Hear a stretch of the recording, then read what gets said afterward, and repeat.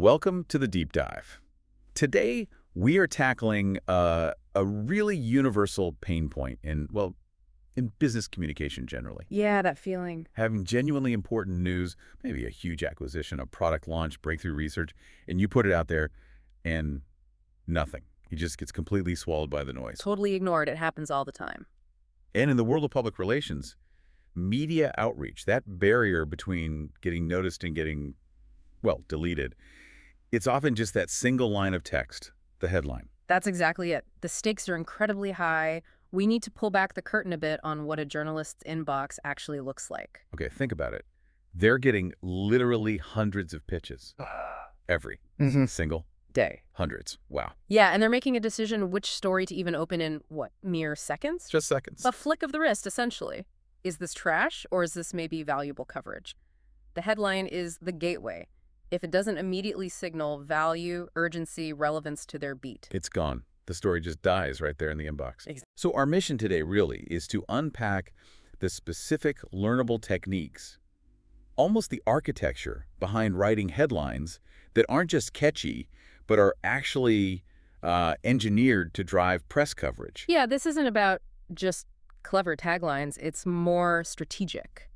Right. It's about applying real journalism principles to your outreach strategy. We want to give you the playbook, essentially, for cutting through all that clutter. Okay, let's get into the mechanics then. Let's start with the return on investment, the ROI, of getting the headline right.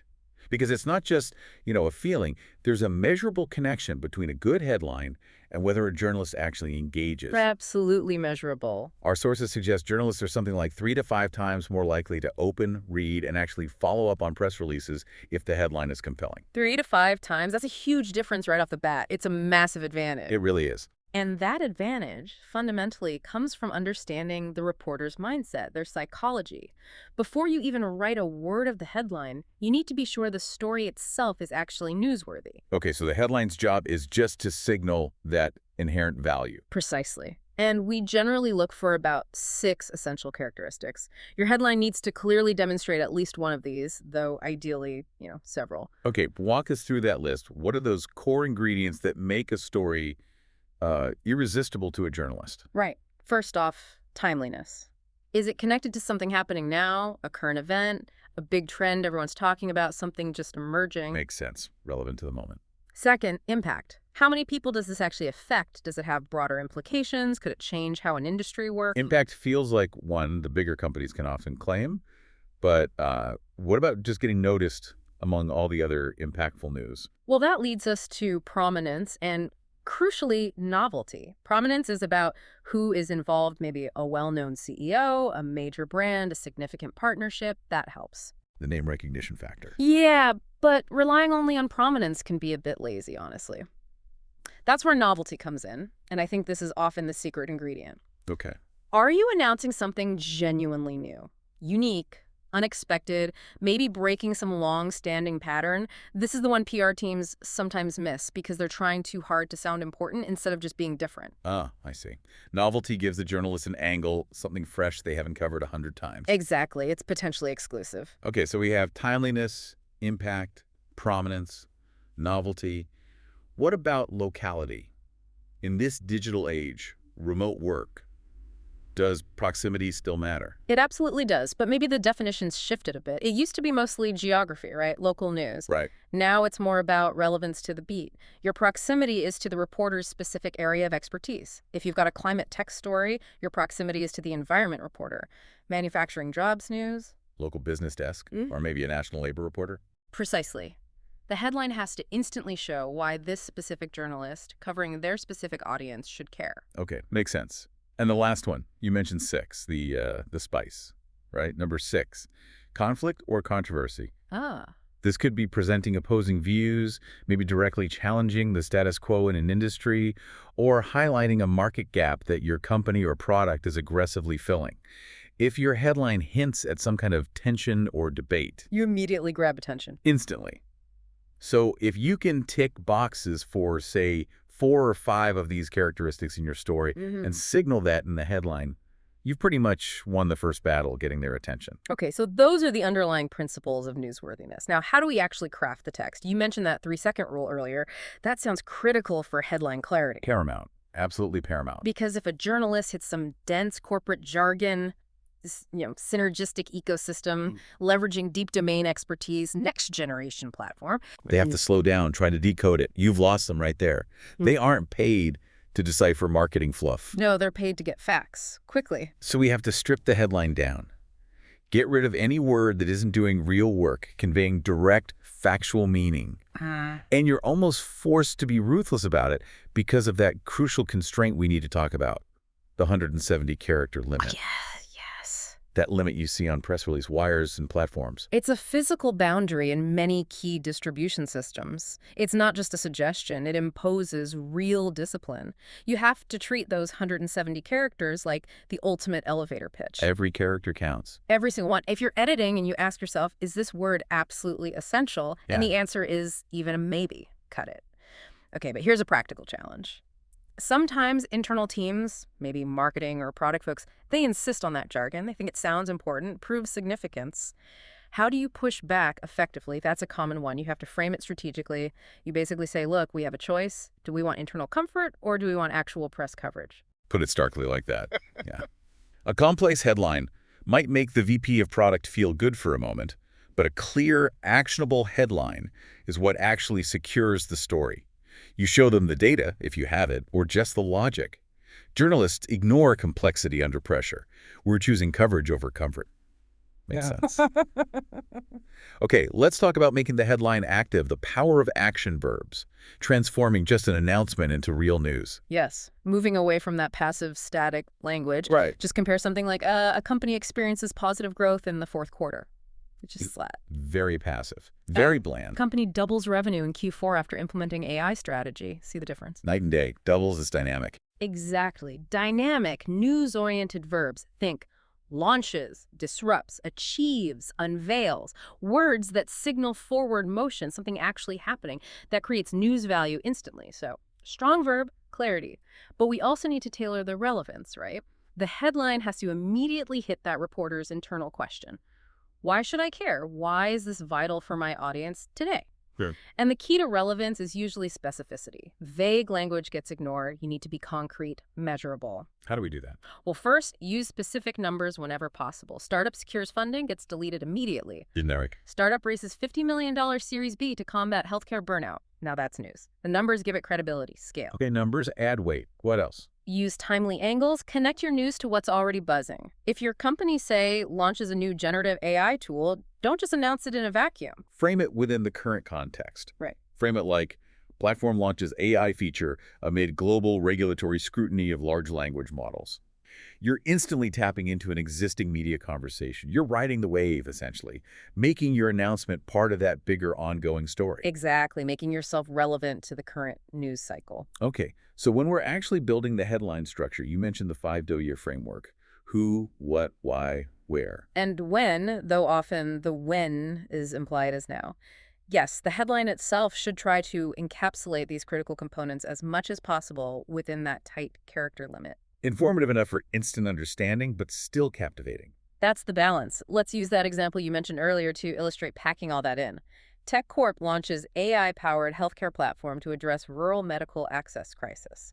Perfect example. In that one line, you've got the who TechCorp, the what an AI-powered healthcare platform, the why to address the rural access crisis, and even the where or the target audience rural areas. And crucially, like you said, it avoids jargon. Clear, specific language. Yeah, so the journalist can instantly grasp the core facts, categorize it, and know if it fits their beat or how to pitch it to their editor. But as we discussed, that 170-character limit is tight. Sometimes you just can't fit all the crucial context in. That's where subheadlines come into play, right? Exactly. I think of them as the critical backup, the second chance. Your second swing to hook the reporter, provide that essential depth. Precisely. The subheadline, usually just 1 or maybe 2 sentences long, provides the context that enhances the main headline's punch, clarifies the why or the so what. So if the main headline is sharp and specific, like local tech startup secures $10 million in series of funding, then the subheadline gives the plan, the intent, AI-powered customer service platform plans immediate expansion into the specialized healthcare sector, creating 50 new jobs in the Midwest. Oh, okay. It adds the what they'll do with it and the local impact. Exactly. And this isn't just for clarity, it's also really important for SEO. You can strategically weave in secondary keywords into the subheadline that maybe didn't fit in the main one. Helps with search visibility down the line. Good point. And this idea of structured information, it needs to go beyond just the headline and subheadline, doesn't it? It should apply to the whole press release body. Absolutely. This brings us to the reverse pyramid structure. It's fundamental journalism practice. Learn in J-School 101, right? Pretty much. And it's non-negotiable if you want journalists to take you seriously. They're trained to write this way, and frankly, they expect to read this way too, especially when they're on deadline. So break down the reverse pyramid for us. Guarantee the reporter gets the absolute essential story, even if they only read the very first paragraph. Most important info first. Exactly. The top section, your lead paragraph, must contain the critical 5 W's, the full story in brief. Then the middle section provides supporting details, quotes, reinforcing data points. And the bottom section is where you put the boilerplate company info, background, contact details, legal disclaimers. So you're essentially making it possible for them, if they're slammed, to almost copy, paste, and file the core story using just that first section. That's the goal. You're respecting their time, their deadline pressure, and showing professionalism. Makes their job easier, makes them more likely to use your information. Okay, structure is solid, headline is clear. Now, how do we inject more authority, more credibility into the announcement itself? One really powerful technique is using stakeholder or executive quotes prominently, maybe even hinting at them in the subheadline or definitely in the lead paragraph. Putting a human face and voice to it. Exactly. A quote humanizes the whole thing. It transforms it from just a dry corporate announcement into a story endorsed by leadership. It adds gravity, intent. So instead of just new partnership announced, you lead with the authority. CEO Sarah Martinez. This partnership will reshape healthcare access for rural communities. It's a strong, verifiable statement of intent tied directly to a person that increases trustworthiness significantly. Makes sense. And what about timing and relevance? There's a technique, sometimes seen as a bit risky, but potentially very effective. Newsjacking. Can you explain that? Newsjacking, yeah. It means skillfully riding the wave existing media interest. You spot a current event, maybe new legislation passes, a major industry report comes out, a competitor faces some public issue. Something already making headlines. Right, and you position your announcement, your product, your perspective as a direct, relevant response or solution related to that ongoing conversation. So, an example. Okay, say a big new cybersecurity law is announced, creating new compliance requirements. You immediately pitch your company's new security feature with a headline like, "New law spurs security demand. Company unveils compliance feature designed to meet federal mandates." So you're not trying to create a news wave from scratch. You're grabbing onto a tidal wave that's already moving. Perfectly put. You make yourself timely and inherently relevant by plugging directly into a conversation journalists are already having and covering. High traffic. Very clever. And underpinning all of this, the action verbs, the newsjacking, the quotes, you need strong background details in the body of the release. The evidence. Yes. Specific data points, maybe some historical context, industry benchmarks. This provides the depth needed to make the claims in your headline feel substantive, not just like marketing puffery. You got to back up the bold claims. Right. The proof points. Okay, so we've covered crafting the message, the structure, the credibility. What about the absolute practicalities, the nuts and bolts? Yeah, before we zoom out to the bigger strategic impact, let's hit, arguably, the single most practical point, the one that trips up so many good pitches. Clear journalist contact information. It seems basic, but easily overlooked. It's where brilliant pitches go to die.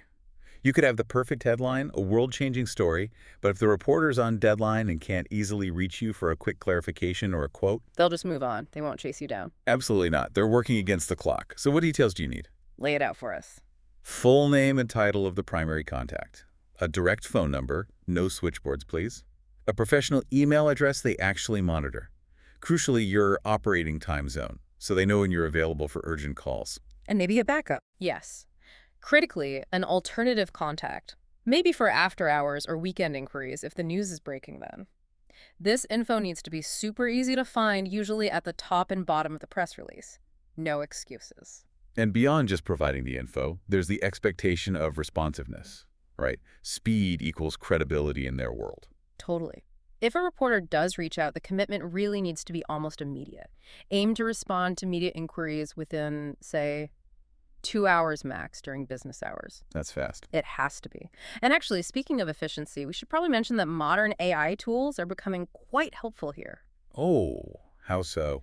Well, not just for brainstorming headline ideas, getting different angles you might not have thought of, but also for streamlining that final critical proofreading process, catching typos, ensuring clarity before it goes out the door. Right, using tech to support the process, not replace the strategy. Exactly. Okay, so if we tie all this together now, connect it to the bigger picture. The impact of getting these headlines right, making them strong and optimized, it actually goes way beyond just securing that one news story on that one day.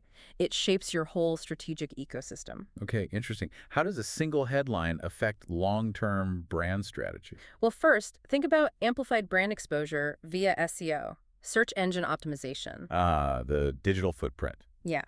A well-optimized headline uses relevant high-volume keywords that people actually search for. Press release distribution services, the wires, they get heavily indexed by Google and other search engines. So using the right words in the headline and subheadline matters for search. Massively. You're basically creating a searchable, permanent archive of your company's achievements and news. This drives organic traffic to your site long after the initial news cycle fades. It's like generating free, ongoing visibility. That's a huge secondary benefit most probably don't even consider. What about internally? How does it affect stakeholders, employees, investors, the board? It ensures effective stakeholder communication. When there's a big announcement, all those internal groups need to grasp its significance immediately. A clear, powerful headline does that work for you. Okay, clarity for internal alignment. But even more crucially, think about crisis management. Oh, right, when things go wrong. Yeah. During a crisis, that first headline your company puts out is incredibly powerful. It sets the initial narrative. A clear, strategic, and hopefully reassuring headline can be your first line of defense against damaging speculation or misinformation. It controls the initial framing. So the headline becomes a critical tool for controlling the narrative, not just announcing news. Absolutely. It's narrative setting. Yeah. And finally, think about really high-stakes situations like mergers and acquisitions. Okay. A compelling headline is essential there for strategically positioning the new combined company in the eyes of the public, the market, investors. A bland companies announce merger is weak. Yeah, very functional. Compare that to a headline that emphasizes the synergy and market power, something like global pharma and biotech giants merge to dominate $50 billion rare disease market. See how that strategically positions the new entity for future growth and dominance? Yeah. Completely different feel. Tells a story of strength and ambition. Exactly. It's strategic communication from line one. Wow. Okay, that was a really comprehensive look at the power packed into that single line of text. So, if you're listening, let's recap the key actionable takeaways. Use strong active verbs. Be absolutely ruthless about adhering to that 170-character limit. Cut. Tailor your relevance, use specific numbers, timely angles connected to current events, and always include a clear subheadline for that essential context and, as we learned, for SEO depth. And remember, this is a skill. It gets better with deliberate practice, testing different approaches. Absolutely. You know, this whole discussion really brings up a bigger, maybe more provocative question for you, the listener, to think about. Since we've established that these strong headlines shape the narrative, not just for journalists, but also critically for your internal teams, your investors, how much is your current approach to headlines really influencing the long-term perception, maybe even the valuation, and the strategic direction of your entire organization? Beyond just getting that one news hit. Exactly. Are you thinking about the headline purely as a summary for today's news, or are you wielding it as a tool of long-term strategic intent? It's worth considering. That's a fantastic reframing of the whole process, thinking bigger picture about that first impression. All right, get out there, apply these strategies to your next announcement, and start cutting through that noise with real precision. Thanks for joining us for this deep dive.